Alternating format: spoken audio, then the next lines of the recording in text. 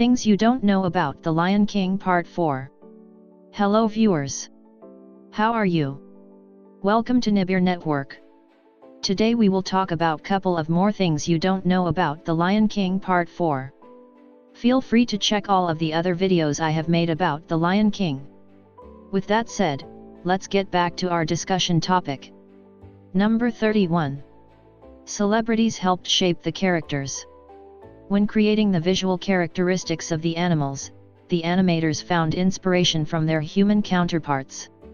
For Scar, animator Andreas Dejas looked to the face of Jeremy Irons, who voiced him in the film.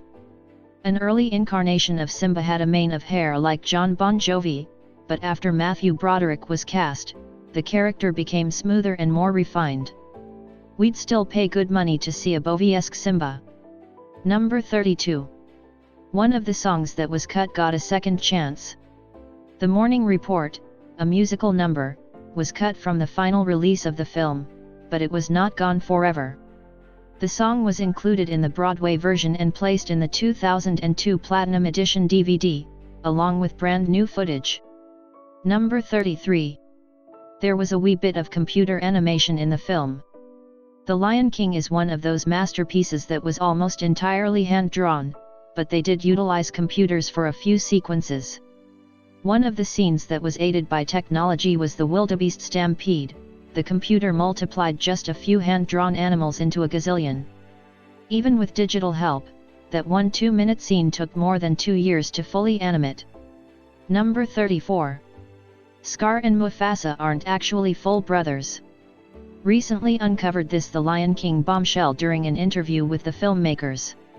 While making the movie, we talked about the fact that it was very likely Scar and Mufasa would not have both the same parents, producer Don Hahn stated.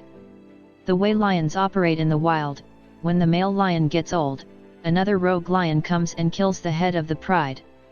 What that does is it causes the female lions to go into heat to reproduce, and then the new younger lion kills the king and then he kills all the babies. Now he's the new lion that's running the pride. Number 35. Circle of Life has serious meaning. The chant the Marake wrote for Circle of Life, when translated from Zulu to English, states, "Here comes a lion, father, oh yes, it's a lion, we're going to conquer, a lion and a leopard come to this open place." Number 36. Pumbaa was the first Disney character to fart.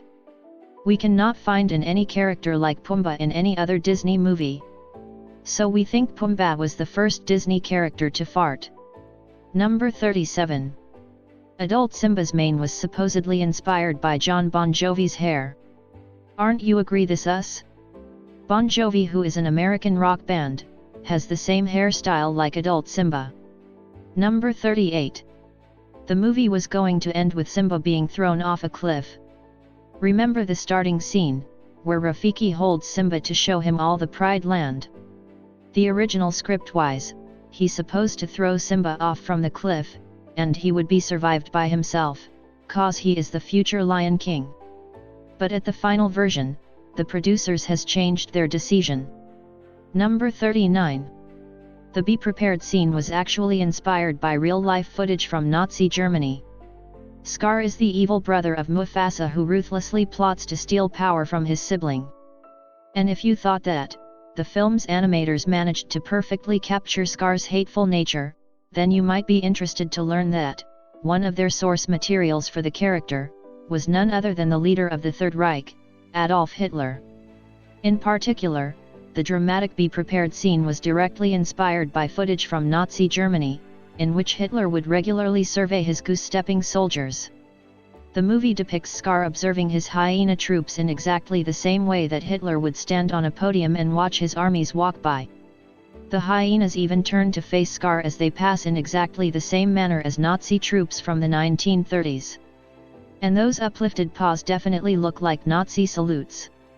Scar was famously brought to life by British actor Jeremy Irons, who accidentally threw out his voice halfway through recording the vocals for Be Prepared.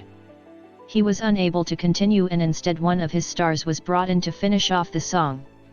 It turns out that Jim Cummings, who voiced Ed the Goofy Hyena, had to fill in for the final verses.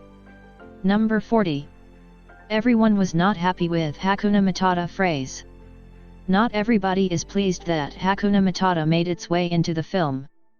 Disney successfully trademarked the phrase when the movie was first released, a move which has attracted a lot of controversy in recent years. In fact, a Zimbabwean activist named Shelton Bala has accused the entertainment giant of stealing African culture with its trademarking of the Swahili language. Bala even launched an online petition to try and overturn the legal decision, but it doesn't look as though Disney will be letting go of the phrase anytime soon. Number 41. The opening scene of the film was originally produced with a voiceover dialogue. The opening scene of The Lion King is one of the most iconic openings in film history. Everyone remembers seeing that African sun rise over the savannah for the first time while the music kicks in. But this classic moment could have turned out very differently indeed. According to interviews from the making of The Lion King, the scene was supposed to feature a voiceover dialogue that introduced each of the main characters to the audience. Directors Roger Allers and Rob Minkoff decided to get rid of the script when they heard the final version of Circle of Life in action. The opening was so powerful that executives decided to use the scene as a trailer for the movie, leaving it completely untouched. This was the first time Disney made a trailer using a complete scene from the final cut of a film. Number 42. Matthew Broderick thought he was signing on to the remake of a Japanese anime show. Matthew Broderick was the voice of adult Simba.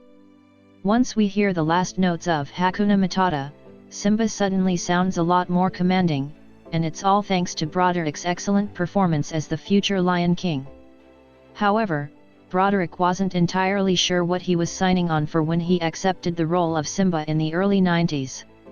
In fact, he thought he was participating in a remake of a Japanese show. The Ferris Bueller star believed he was working on a remake of a Japanese anime from the 1960s entitled Kimba the White Lion. To avoid any awkward legal disputes, Disney has always denied that the two projects are related in any way. Still, Broderick must have got a bit of a shock when he turned up for filming. Number 43. Tim Rice went through 15 different versions of the lyrics for Can You Feel the Love Tonight? Tim Rice really did have his hands full with The Lion King.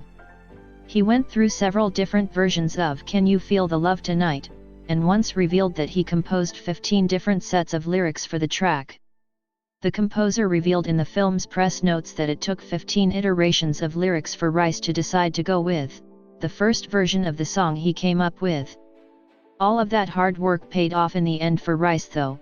He earned plenty of awards for his part in the making of The Lion King's iconic score. Since the release of the 1994 film, Elton John and Tim Rice's much-loved songs have been performed week in and week out, thanks to the success of The Lion King musical. It's safe to say that Rice is a very rich man indeed. Thanks for watching. Feel free to check all of the other videos I have made about The Lion King. If you like the video, please subscribe to my channel, hit the like button below and please don't forget to share this video with your friends.